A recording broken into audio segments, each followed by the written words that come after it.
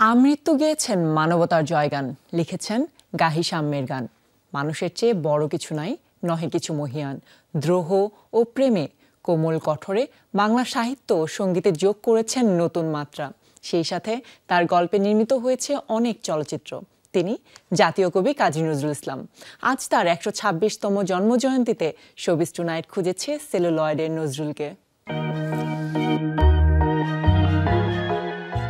কবিতার দীপ্ত উচ্চারণে তিনি যেমন দ্রোহের আগুন ছড়িয়ে দিয়েছিলেন, ঠিক একইভাবে প্রিয়ার প্রতি তার ভালোবাসার কথাও তুলে ধরেছিলেন গান কবিতা সেলুলয়েডে।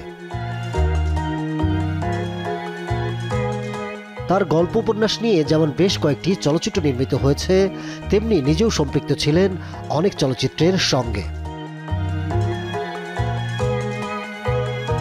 ১৯৩১ সালে প্রভাত সিনেমায় সঙ্গীত পরিচালনার মাধ্যমে চলচ্চিত্রের সঙ্গে যুক্ত হন নজরুল। একই বছর বাংলা সবাক চিত্র জলসায় নিজের একটি গান গেয়েছিলেন তিনি, সেই সাথে আবৃত্তি করেন নারী কবিতা। ১৯৩৩ সালে নির্মিত কপাল কুণ্ডলায় যুক্ত ছিলেন গীতিকার হিসেবে। একই বছর পায়োনিয়ার ফিল্মস কোম্পানি প্রতিষ্ঠা করেন তিনি। এই প্রতিষ্ঠান থেকে ধ্রুব নামে একটি চলচ্চিত্র নির্মাণ করা হয়, যেখানে নারদের চরিত্রে অভিনয় করেন তিনি।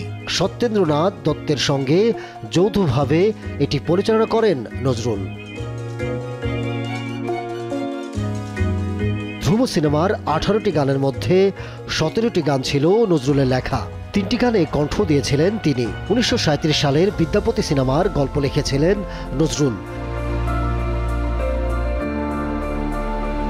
পরবর্তীতে ১৯৩৮ সালে সাপুড়ে সিনেমার চিত্রনাট্য ও সংলাপ লিখেছিলেন তিনি। এরপর হাল বাংলা নামে সিনেমার গানে সুর করেন, অভিনয় করেন কৌতুক অভিনেতা হিসেবে একটি ছোট চরিত্রে। চলচ্চিত্র পরিচালনাও করেছেন নজরুল। তার পরিচালিত চলচ্চিত্রের নাম ধূপছায়া। সিনেমাটিতে দেবতা বিষ্ণু চরিত্রে অভিনয় করেন তিনি। ১৯৪২ সালে অসুস্থ হয়ে পড়েন কবি নজরুল। মস্তিষ্কের জটিল রোগে আক্রান্ত হয়ে দীর্ঘ ৩৪ বছর বাকরুদ্ধ ছিলেন। ১৯৭৬ সালে মৃত্যু হয় তার।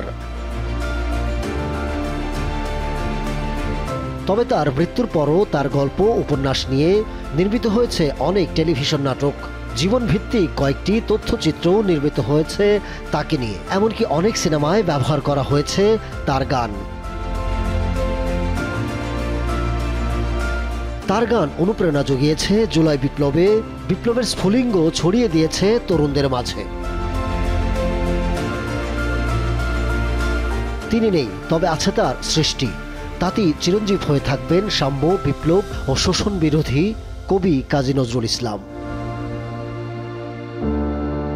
Ahmed Taukir, showbiz tonight.